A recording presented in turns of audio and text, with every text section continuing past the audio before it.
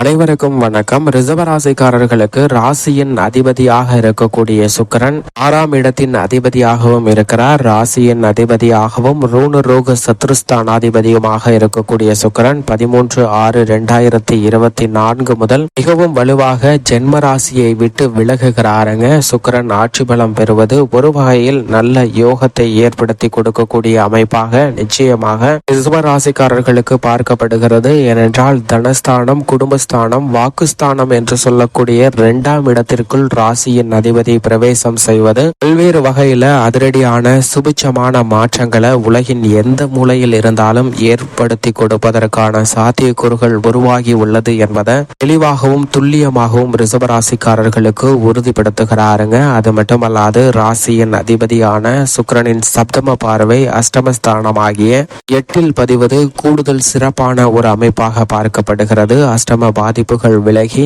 நல்ல மாற்றத்தை சந்திப்பதற்கான சூழல் நிச்சயமாக உருவாகி உள்ளது ரிஷபராசிக்காரர்களுக்கு. பொதுவாக சுக்கிரனை பொறுத்த வரைக்கும் நவ கிரகங்களிலே சுகாதிபதி என்று அழைக்கப்படுகிறாருங்க. நவ கிரகங்களிலே சுக்கிரனுடைய அருள் இருந்தால் மட்டும்தான் செல்வ செழிப்பு, ஆடம்பர வாழ்க்கை, வசதி வாய்ப்பு போன்றவை தங்களுடைய வாழ்வில் நிறைந்து கிடைப்பதற்கான சூழல் நிச்சயமாக ஏற்படும். அவற்றில் அதிபதியாக செயல்படுகிறாருங்க சுக்கிரன். அப்படிப்பட்டவர் பொதுவாகவே சுப கிரகமாக பார்க்கப்படுகிறார். அதே சமயம் பாவ கிரக சேர்க்கையால் அவசு பலன்களையும் வழங்கக்கூடிய ஒரு கிரகமாக செயல்படுகிறாருங்க. எனவேதான் அபசு கிரகமாக சுக்கிரன் பார்க்கப்படுகிறார். இருந்தாலும் இயற்கையிலே சுப பலன்களை நிறைந்து கொடுக்கக்கூடிய ஒரு அற்புதமான கிரகமாக இருக்கிறாருங்க. அது மட்டுமல்லாது சுப கிரக சேர்க்கையால் சுபத்துவ தன்மையால் நிறைந்த பலன்களை நிச்சயமாக அள்ளி கொடுப்பார். தற்போது தனது சொந்த ராசியான ரிஷப ராசியில் வலுவாக ஆட்சி பலம் பெற்று சஞ்சரிக்கக்கூடிய சுக்கிரன் 13ஆம் தேதிக்கு பிறகு ஆட்சி பலத்தை இழக்கிறாருங்க. ஆட்சி பலத்தை இழந்து தனது நட்பு கிரகமாக இருக்கக்கூடிய புதனின் ஆட்சி வீட்டிற்குள் நுழைகிறார். அங்கு புதன் மிக வலுவாக ஆட்சி பலம் பெற்று சஞ்சரிக்கிறார். புதனுடன் இணைந்து சுபத்துவ பாதையில் சஞ்சரிக்க போகிறாருங்க. பெரும்பாலும் சுபத்துவ பலன்களை நிறைந்து கொடுக்கக்கூடிய ஒரு வலுவான அமைப்பிற்கு துவக்கத்தில் சஞ்சரிக்க போகிறார். சந்திரன், சூரியன் என பல கிரகநிலைகளின் சேர்க்கை இருந்தாலும் கூட தனது நட்பு கிரகமாக இருக்கக்கூடிய புதனின் ஆட்சி வீடான மிதுன ராசிக்கு மாறக்கூடிய இந்த வேளையில் உலகின் எந்த மூலையில் இருந்தாலும் இவை நடந்தே தீரும் என்று சொல்லக்கூடிய வகையில் பல அதிரடியான மாற்றங்களை சந்திப்பதற்கான சூழல் நிச்சயமாக உருவாகி உள்ளது. ஏனென்றால் சுக்கிரன் பொதுவாக ஒரு ராசியிலிருந்து மற்றொரு ராசிக்கு மாறும்போது தனது சஞ்சார அமைப்பில் ஏற்படக்கூடிய மாற்றத்தின் காரணமாக மனித வாழ்வில் பல்வேறு வகையான மாற்றத்தையும் தாக்கத்தையும் ஏற்படுத்துகிறார். அப்படிப்பட்ட இந்த மாற்றம் பலருக்கு அதிர்ஷ்டம் நிறைந்தவையாகவும் அதே சமயம் சிலருக்கு துரதிர்ஷ்டவசமாக நன்மை கிடைக்காத ஒரு சூழலும் உருவாகுகிறது. அது மட்டுமல்லாது நவ கிரகங்களிலே மிக வலிமை வாய்ந்த கிரகமாக பார்க்கப்படுகிறார். ஏனென்றால் திடீர் அதிர்ஷ்டம், திடீர் செல்வ செழிப்பு, திடீர் என புதிய வாய்ப்புகள் கிடைத்தல் போன்ற அனைத்திற்குமே அடிப்படையானவராக பார்க்கக்கூடியவர் நிச்சயமாக சுக்கிரன் மட்டும்தான். அப்படிப்பட்ட சுக்கிரன் ஆட்சி பலம் இழப்பது ஒரு வகையில் சாதகமற்ற அமைப்பாக இருந்தாலும் கூட அவரது சஞ்சார அமைப்பு மற்றும் அவரின் கிரக சேர்க்கையின் காரணமாக பல அதிரடியான மாறுதல்களை பெறுவதற்கான சூழல் நிச்சயமாக உண்டு. ஏனென்றால் குருவை விட்டு விலகுகிறாருங்க. அது மட்டுமல்லாது முக்கூட்டு கிரகங்கள் என்று சொல்லக்கூடிய புதன், சுக்கிரன் மற்றும் சூரியன் ஆகிய கிரக நிலைகள் பெரும்பாலும் இணைந்து சஞ்சரிக்க போகின்றன. இதன் காரணமாக எதிர்பாராத பல மாற்றங்கள் நிச்சயமாக உண்டு. இருப்பினும் சுக்கிரனை பொறுத்த வரைக்கும் 2, 4, 5, 7, 9 மற்றும் 11 ஆகிய இடங்களில் சுபத்துவ பாதையில் அசுர வளர்ச்சியும் முன்னேற்றத்தையும் அள்ளி கொடுக்கக்கூடிய ஒரு அற்புதமான கிரகமாக பார்க்கப்படுகிறாருங்க. பாவ கிரக சேர்க்கை இருந்தால் 3, 6, 11 ஆகிய இடங்களிலும் நல்ல மாற்றம் கிடைப்பதற்கான சூழல் உண்டு. ஆனால் பொதுவாக அஷ்டமத்தில் சுக்கிரன் அமரும் போது சற்று விழிப்புணர்வு நிச்சயமாக தேவை. அதே போன்று 3, 6 ஆகிய இடங்களிலும் சற்று கூடுதல் கவனத்துடன் இருப்பது சிறப்பு. மற்ற இடங்கள்ல பெரும்பாலும் நல்ல மாறுதல்களை வலுவாக பெற்று தருகிறாருங்க. நவ கிரகங்களிலே அதிக இடத்தில் நல்ல பலனை நிறைந்து கொடுக்கக்கூடிய ஒரு கிரகம் என்றால் அது நிச்சயமாக சுக்கிரன் மட்டும்தான். அப்படி அப்படிப்பட்ட சுக்கிரனுடைய இந்த ஆட்சி பல இழப்பு ஒரு வகையில் சாதகமற்ற சூழ்நிலையை உருவாக்கினாலும் அவருடைய சஞ்சார அமைப்பு மற்றும் அவருடைய சிறப்பு பார்வையான சப்தம பார்வையின் காரணமாக பல அதிரடியான மாற்றங்களை சந்திப்பதற்கான சூழல் நிச்சயமாக கிடைக்க போகிறது. ஏனென்றால் குருவின் ஆட்சி வீடான தனுசு ராசியை தனது சப்தம பார்வையால் மிதுன ராசியில் அமர்ந்து பார்க்கிறாருங்க சுக்கிரன். எனவே இந்த வேளையில் பல அதிரடியான மாற்றங்கள் நிச்சயமாக உண்டு. இந்த தருணத்தில் சுக்கிர தசையோ அல்லது சுக்கிர புக்தியோ நடைபெறும் போது நீங்கள் எதிர்பார்க்கக்கூடிய பொருளாதார ரீதியான வாய்ப்புகள் நிறைந்து வருவதற்கான சூழல் உண்டு என்பதில் சந்தேகமே இல்லை. ஆனால் அதே சமயம் சாதகமற்ற தசையோ புக்திகளோ நடைபெறும் போது சற்று கவனத்துடன் இருக்க வேண்டும். ஏனென்றால் சுக்கிரன் ஆட்சி பலத்தை இழந்திருப்பதால் சில எதிர்பாராத தடுமாற்றத்தையும் சந்திப்பதற்கான சூழல் யதார்த்தமாக உண்டு என்பதை தெளிவாக உறுதிப்படுத்துகிறாருங்க சுக்கிரன். சுக்கிரனின் பார்வையில் புதன், சனி, ராகு, கேது போன்ற கிரகநிலைகள் நட்பு கிரகமாக பார்க்கப்படுகின்றன. ஆனால் புதனின் பார்வையில் சுக்கிரன் சமகிரகமாக பார்க்கப்படுகிறார். புதனின் பார்வையை தவிர சனி, ராகு, கேது போன்ற கிரகநிலைகளின் பார்வையில் நட்பு கிரகமாக பார்க்கப்படுகிறாருங்க சுக்கிரன். அதே சமயம் சுக்கிரனின் பார்வையில் சமகிரகமாக குரு மற்றும் செவ்வாயை பார்க்கிறார். இருப்பினும் குரு தனது பார்வையால் சுக்கிரனை பகை கிரகமாக பார்க்கிறாருங்க. தற்போது குரு சுக்கிரனின் ஆட்சி வீட்டில் பகை கிரகத்தின் ஆட்சி வீட்டில் தான் சஞ்சரிக்கிறார். தற்போது ஆட்சி பலம் சுக்கிரன் இழப்பதும் கூடுதல் கவனத்துடனும் விழிப்புணர்வுடனும் செயல்பட வேண்டிய ஒரு தருணமாக அமைகிறது. அதே சமயத்தில் சுக்கிரனின் பகை கிரகமாக பார்க்கப்படுவது சூரியன், சந்திரன் ஆகிய இரண்டு கிரக நிலைகளும் பகை கிரகங்களாக பார்க்கப்படுகின்றன. இதில் சந்திரன் தனது பார்வையில் சமகிரகமாக சுக்கிரனை பார்ப்பது சிறப்பான ஒன்றாக பார்க்கப்படுகிறது. சுக்கிரனுக்கு ஆட்சி வீடாக ரிஷபராசியும் துலாம் ராசியும் இருக்கிறது. உச்ச வீடாக மீன ராசி பார்க்கப்படுகிறது. நீச்ச வீடாக கன்னி ராசி பார்க்கப்படுகிறது.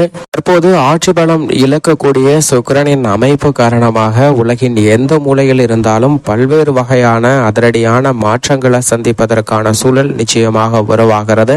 அதே சமயம் ஆட்சி பலத்தில் இருந்தாலும் ஆட்சி பலத்தை இழந்தாலும் கூட பல நல்ல மாறுதல்களை பெற்று தருவாருங்க சுக்கிரன். உதாரணமாக ஒரு மிகப்பெரிய சாம்ராஜ்யத்தின் அரசனாக இருக்கக்கூடிய அரசர் ஒரு போட்டி ஒன்றை அறிவிக்கிறார். அந்த போட்டி என்னவென்றால் தனது அரண்மனை வாயிலில் இருக்கக்கூடிய இரும்பு தள்ளி திறக்க வேண்டும். வெறும் கைகளால் எந்த விதமான ஆயுதத்தை பயன்படுத்தாமல் தள்ளி திறக்கிறவர்களுக்கு தனது ராஜ்யத்தில் உள்ள ஒரு சிறு பகுதியை பிரித்து கொடுத்து அதை நிர்வகிக்கக்கூடிய பொறுப்பையும் சிற்றரசராக மாற்றக்கூடிய வாய்ப்பையும் உருவாக்கி கொடுக்க போகிறேன் என்ற அறிவிப்பு வெளியிடுகிறாருங்க. இதை கேட்டவுடன் அனைவருக்கும் அந்த போட்டியில் வெற்றி பெற வேண்டும் என்ற ஆர்வம் உண்டாகிறது. இதன் காரணமாக அந்த போட்டி நடைபெறக்கூடிய இடத்திற்கு மக்கள் சாறை சாறையாக கூட்டம் குவிகின்றனர். இந்த கூட்டத்தை பார்த்த மன்னர், உங்களுடைய ஆர்வம் என்னை வியப்பில் ஆழ்த்துகிறது. நீங்கள் அனைவரும் இந்த போட்டியில் வெற்றி பெற என்னுடைய வாழ்த்துக்கள். இதில் ஒரே ஒரு நிபந்தனையானது விதிக்கப்படுகிறது. யாரேனும் இந்த போட்டியில் தோல்வியுற்றால் அவர்களுக்கு மிக பெரிய தண்டனையாக அவர்களுடைய இரு கரங்களும் வெட்டப்படும் என்ற அறிவிப்பை வெளியிடுகிறார். இதை கேட்டவுடன் மக்கள் மத்தியில் அச்சம் சூழ்கிறது. யாரும் அந்த போட்டியில் பங்கு பெறுவதற்கு முன் வரவில்லை. அந்த கூட்டத்தில் இருந்து ஒரே ஒரு நபர் மட்டும் முன் வருகிறார். அவரை பார்த்த அனைவருமே ஏலி செய்து ஏளனம் செய்து திகைக்கின்றனர். உனக்கு என்ன பைத்தியம் பிடிச்சிருக்கா? இந்த போட்டியில் வெற்றி பெறுவது அவ்வளவு சுலபமான காரியம் அல்ல.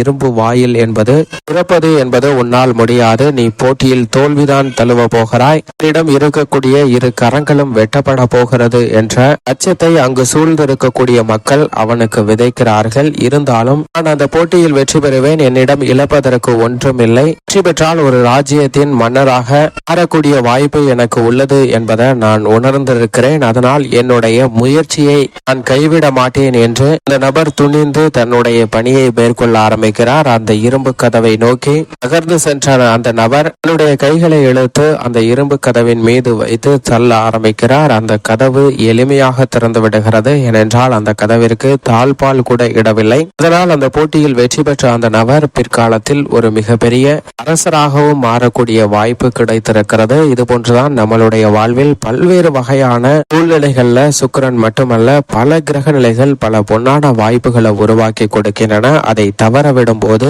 நம்மளுடைய வாழ்வு மிகப்பெரிய அளவில் சங்கடமும் பொருளாதார ரீதியான சிக்கலையும் சந்திப்பதற்கான சூழல் உருவாகிறது. இதை தவிர்க்க வேண்டும் என்றால் நிச்சயமாக முழு மனதுடன் உலகத்தின் எந்த மூலையில் இருந்தாலும் தங்களுடைய பணியை சரியான முறையில் மேற்கொள்ளுங்கள். அப்போது அவற்றில் ஏற்படக்கூடிய இன்னல்கள் தாமாகவே விலகி உங்களுக்கு மிகப்பெரிய அளவில் வெற்றி வாய்ப்பு கிடைக்கும் என்பதில் சந்தேகமே இல்லை.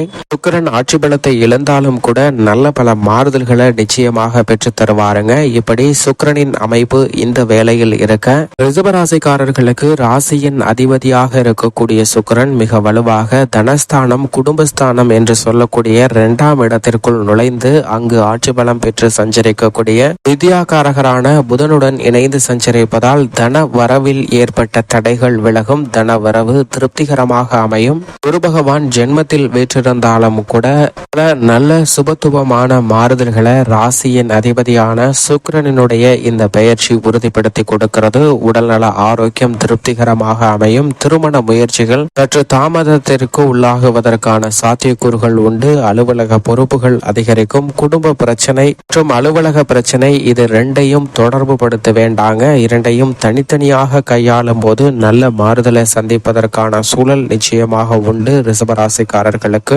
ராகு லாபத்தில் அமர்ந்திருப்பதால் நிச்சயமாக எதிர்பாராத பண வரவுகள் கிடைப்பதற்கான சாத்தியக்கூறுகள் உண்டு. அதை மிக வலு சேர்க்கக்கூடிய வகையில் தனஸ்தானத்தில் ராசியின் அதிபதி மிக வலுவாக சஞ்சரிக்கிறாருங்க. இது நிச்சயம் வரவேற்கத்தக்க ஒரு அமைப்பாக பார்க்கப்படுகிறது. மேலும் இந்த தருணத்தில் பலருக்கு தீர்த்ததல யாத்திரை மேற்கொள்வதற்கான யோகம் வலுவாக கிடைக்க போகிறது. நீதிமன்ற வழக்குகள் உள்ளிட்ட பல பிரச்சனைகள் சுமூகமான தீர்வு எட்டப்படுவதற்கான சூழல் உண்டு என்பதை தெளிவாக உறுதிப்படுத்துகின்றன. பல்வேறு வகையான புதிய சுப நிகழ்வுகளை மேற்கொள்ளும் போது சின்ன சின்ன தடைகளும் தாமதங்களும் ஏற்பட்டாலும் கூட நீங்கள் எதிர்பார்த்தபடி சிறப்பாக செய்து முடிப்பதற்கான சூழல் மிகவும் வலுவாக ரிஷபராசிக்காரர்களுக்கு நிச்சயமாக கிடைக்கிறது. உத்தியோக ரீதியாக ராசியின் அதிபதியான சுக்கிரனுக்கு நட்பு கிரகமாக இருக்கக்கூடிய சனியின் கட்டுப்பாட்டில் உள்ளது. அவர் கர்மஸ்தானமாகிய 10ல் ஆட்சி பலம் பெற்றிருக்கிறார். எனவே உத்தியோக ரீதியாக நல்ல மாறுதல்கள் இந்த தருணத்தில் உண்டு. ஊதிய உயர்வு, பதவி உயர்வு, விரும்பியபடி இடமாறுதல் உள்ளிட்ட நற்பலன்கள் கிடைப்பதற்கான சாத்தியக்கூறுகள் வலுவாக உண்டு. நீங்கள் எதிர்பார்க்கக்கூடிய இடமாறுதல் மற்றும் பொறுப்புகளும் அதிகரிப்பதற்கான சூழல் உண்டு. கடின உழைப்பை செயல்படுத்தினாலும் சுக்கிரன் மற்றும் சனியின் அமைப்பு காரணமாக நீங்கள் எதிர்பார்த்தபடி வேலை வாய்ப்புல வெற்றிகரமான ஒரு சூழல் நிச்சயமாக உண்டு. புதிய வேலை வாய்ப்பிற்காக முயற்சி செய்கிறவர்களுக்கு புதிய வேலை வாய்ப்பு மிகவும் வலுவாக அமையக்கூடிய ஒரு தருணமாக பார்க்கப்படுகிறது. வெளிநாட்டு வேலை வாய்ப்பிற்காக முயற்சி செய்தாலும் அவற்றில் சிக்கல் இல்லாமல் வெளிநாட்டு வேலை வாய்ப்பை உருவாக்கி கொள்ளக்கூடிய யோகம் ரிஷபராசிக்காரர்களுக்கு நிச்சயம் வலுவாக கிடைக்கிறது. தொழில்துறை வியாபாரத்துறையில் மிகவும் வலுவாக கர்மஸ்தானத்தில் சனி ஆட்சி பலம் பெற்றிருப்பதால் தனஸ்தானத்தில் சுக்கிரன் இருப்பதால் ஜென்மத்தில் குரு இருந்தாலும் கூட சிக்கல்களை சந்திக்க வேண்டிய சூழல் நிச்சயமாக ரிஷபராசிக்காரர்களுக்கு இல்லை. ஏனென்றால் ராகுவும் லாபத்தில் இருக்கிறாருங்க. பெரும்பான்மையான கிரகநிலைகள் நல்ல மாறுதலை தொழில்துறை வியாபாரத்துறையில் ஏற்படுத்தி கொடுக்கக்கூடிய வலுவான அமைப்பில் சஞ்சரிப்பது நிச்சயம் சாதகமான ஒரு அமைப்பாக பார்க்கப்படுகிறது. அதிலும் அதீதமாக ஆளுமையை செலுத்தக்கூடிய அதிகாரமிக்க கிரகங்களாக பார்க்கக்கூடிய சுக்கிரன், சனி, ராகு ஆகிய 3 கிரகநிலைகளுமே வர்த்தக துறைக்கு வலு சேர்க்கக்கூடிய வகையில் நல்ல சாதகமான அமைப்பில் நிலை கொண்டிருப்பதால் இந்த சுக்கிர பயிற்சி காலகட்டம் முழுவதுமே பல நல்ல லாபத்தை நிச்சயமாக தொழில்துறை வியாபாரத்துறையில் எதிர்பார்க்கலாம் என்பதில் சந்தேகமே இல்லை. மிக விரைவில் சூரியனும் ஜென்ம ராசியை விட்டு விலகுவதால் அரசாங்க ஆதரவும் நிறைந்து கிடைக்குங்க. சந்தையில் உங்களது விளைபொருட்களுக்கு நல்ல விலை கிடைத்து மிக பெரிய அளவுல பிரம்மாண்டமான வளர்ச்சி பெறுவதற்கான சூழல் நிச்சயமாக உண்டு.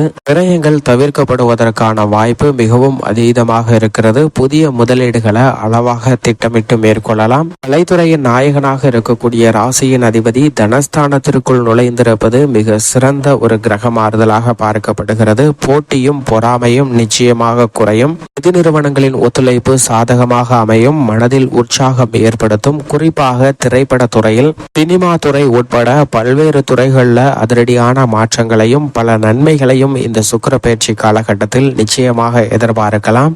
புதிய வாய்ப்புகள் மற்ற துறையை விட அதிகமாக கலைத்துறையில் நிச்சயமாக கிடைக்கும். அரசியல் சார்ந்த பணிகளில் மனதில் ஏற்பட்ட குழப்பம், எதிர்காலத்தை பற்றிய அச்சம் போன்றவையும் பல்வேறு வகையான நெருக்கடிகள் உள்ளிட்ட பல நல்ல மாறுதல்கள் நிச்சயமாக கிடைக்க போகிறது. இதுவரை சந்தித்து வந்த மோசமான சூழ்நிலைகள் விலகி நல்ல மாற்றத்தை சந்திப்பதற்கான சூழல் நிச்சயமாக கிடைக்க போகிறது. மாணவ மாணவியரின் கல்வியில் தெளிவான முன்னேற்றத்தை வலுவாக பெறக்கூடிய அற்புதமான தருணமாக பார்க்கப்படுகிறது. நேர்முக தேர்வை எதிர்கொள்கிறவர்களுக்கு வெற்றி மிக வலுவாக கிடைக்கும். இந்த தருணத்தில் கல்வி சார்ந்த சூழ்நிலையும் மிக சிறப்பாக அமையும். அமையக்கூடிய ஒரு தருணமாக பார்க்கப்படுகிறது. விவசாயத்துறையின் அதிபதியான செவ்வாய் விரயத்தில் ஆட்சி பலம் பெற்று சஞ்சரிக்கிறார். எனவே சற்று கடினமாக உழைக்க வேண்டிய ஒரு தருணமாக பார்க்கப்படுகிறது. சற்று கடினமாக உழைத்தாலும் கூட நல்ல லாபம் நிச்சயமாக நிறைந்து கிடைக்கும். கால்நடை அபிவிருத்தி ஆகுவதற்கான யோகம் உண்டு. விவசாய வசதிகளை மேம்படுத்திக் கொள்வதற்கான சூழல் வலுவாக கிடைக்கிறது. பெண்மணிகளின் நலனுக்கு பொறுப்பேற்ற குரு ஜென்மத்தில் இருந்தாலும் கூட ராசியின் அதிபதியான சுக்கிரன் தனஸ்தானத்தில் நுழைந்திருப்பதால் பெண்மணிகள் சந்திக்கக்கூடிய பல பிரச்சனைகள் சுமூகமாக தீர்வு காணப்படும். பெண்மணிகளுடைய முயற்சிக்கு நிச்சயம் காரிய வெற்றி கிடைக்கக்கூடிய ஒரு தருணமாக